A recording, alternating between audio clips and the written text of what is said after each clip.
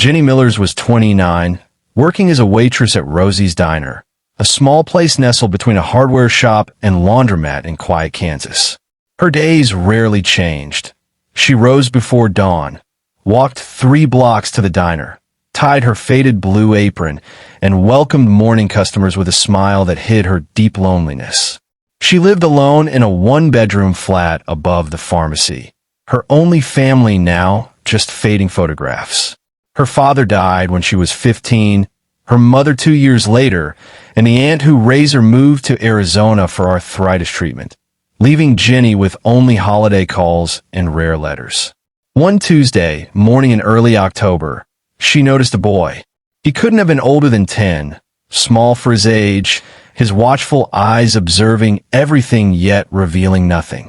He always sat at the booth farthest from the door, a backpack too large for him propped beside him, a book open on the table.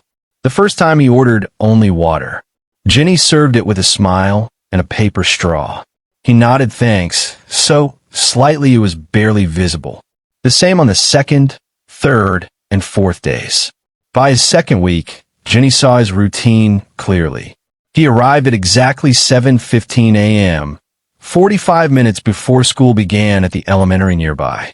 He sat reading, sipping water slowly, watching customers order pancakes, eggs, bacon, and toast. At 7:55, he closed his book, thanked her softly, and left, never eating anything. On the 15th day, Jenny accidentally brought him pancakes. "Oh, sorry," she said, pretending confusion. "The kitchen made an extra. I'll just leave it here instead of tossing it." The boy glanced up, suspicion and hunger clashing in his gaze. "It's okay," Jenny reassured him. "Sometimes orders get mixed up. Better to eat than waste." Before he could argue, she walked away, watching discreetly as he cautiously picked up the fork. 10 minutes later, the plate was empty, his eyes glued to his book, avoiding hers. "Thank you," he whispered when she cleared the dish. From then, it became their silent ritual. Each morning Jenny brought him the supposed extra meal, pancakes, scrambled eggs, and toast, or oatmeal with brown sugar when mornings grew colder. He never asked for food or spoke beyond his quiet gratitude, but he ate everything, sometimes so quickly it looked like he feared it would vanish. "Who's that kid you keep serving?" Harold, a retired postal worker on his usual stool, asked. "Never seen his parents." "Don't know," Jenny admitted. "But he's hungry." Later, Kathy from the grill cornered Jenny. "You're feeding a stray," she said, not unkindly, but with the blunt realism of someone who'd seen good intentions go wrong. "Give handouts, they never learn gratitude. He'll disappear one day. They always do." Jenny didn't argue. She just shrugged. "It's fine. I used to be that hungry too." It was the most personal thing she'd shared at Rosie's in 3 years. The boy never shared his name, and Jenny never asked. His guarded way of entering and leaving, always positioned to see both the door and window, told her questions would only chase him away. Instead, she ensured his glass was refilled, his pancakes warm, and the diner a place where he could breathe easier for 40 minutes each morning. Sometimes when it was quiet, and he was engrossed in his book, Jenny wondered, did he live nearby? Have any family?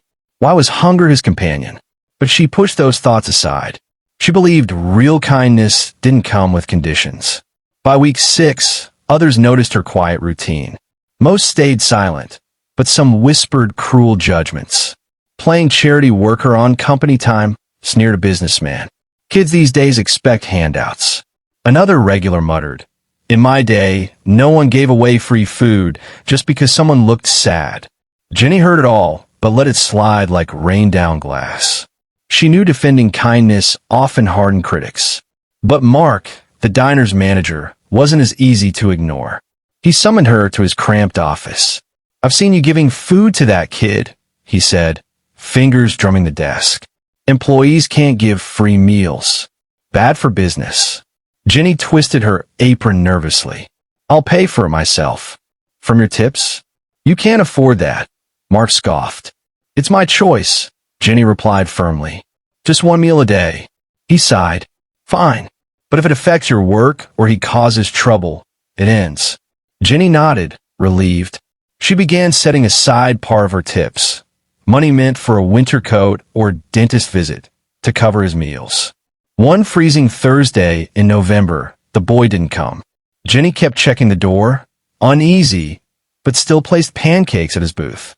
Waste of food, Kathy muttered. By closing, the untouched plate felt like silent blame. Jenny took it home, unable to throw it away. He didn't appear the next day, nor the next. A week passed, then 10 days. Kathy said, "Told you." They never stick around once the free ride ends. That week, Jenny saw someone taking photos of his empty booth. The next day, she found out why. A local Facebook group mocked her with captions like, "Rosie's feeding invisible kids now." Comments stung, publicity stunt.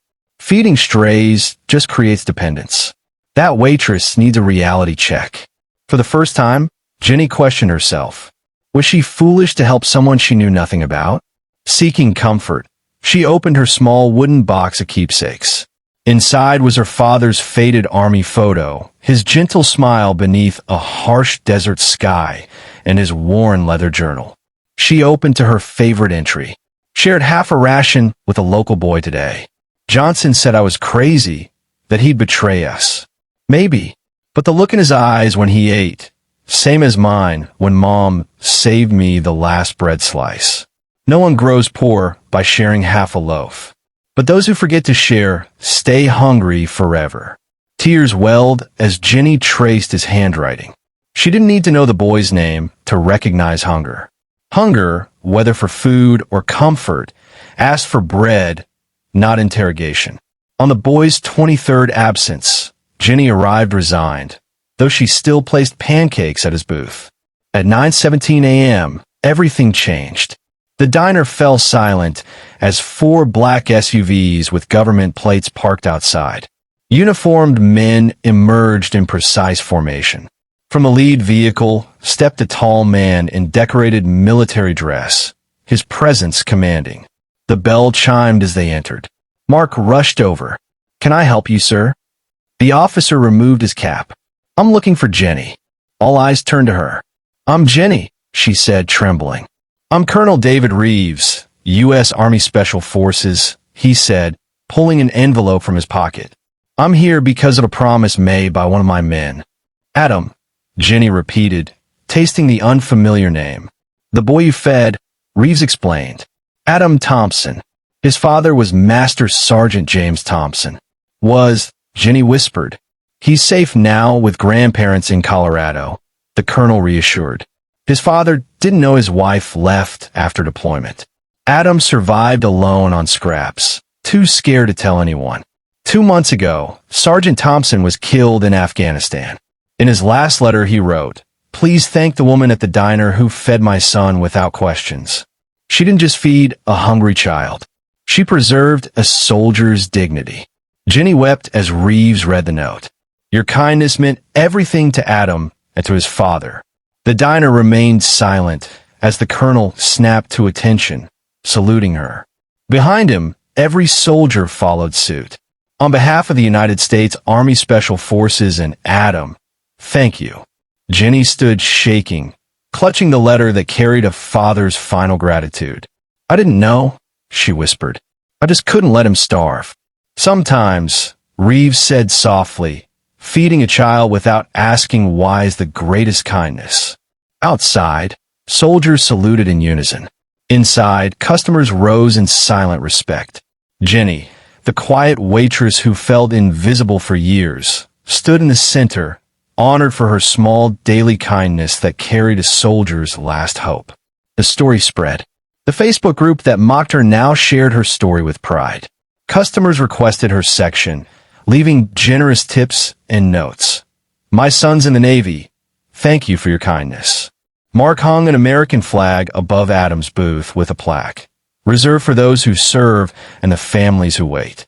Soldiers and veterans visited, leaving challenge coins and patches on the growing gratitude board behind the counter. One morning, a letter arrived from Adam. "Dear Miss Jenny, I didn't know your name until the colonel came. You looked at me like I wasn't broken. Dad said real heroes wear uniforms, but I think some wear aprons too. Grandma makes good cookies, but I miss your pancakes. Thank you for not asking questions. Your friend, Adam. Jenny framed it behind the counter as a private reminder. When customers asked, she just smiled. Just a thank you note, she said. 3 months later, an 8-year-old girl watched Jenny pour water. My dad says you're a hero. Do you feel like one? Jenny knelt, smiling. No, sweetheart. I'm just someone who knows what it feels like to be hungry, not just for food. As summer neared, Rosie's held a fundraiser for military families, with Mark matching donations, admitting, never understood why my dad fed every stray kid. Now I get it.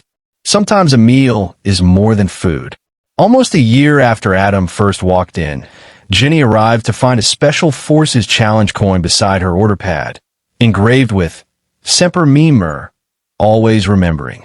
She stepped outside into the waking town, the morning breeze rustling the flag above Rosie's entrance, carrying silent gratitude that would remain with her forever.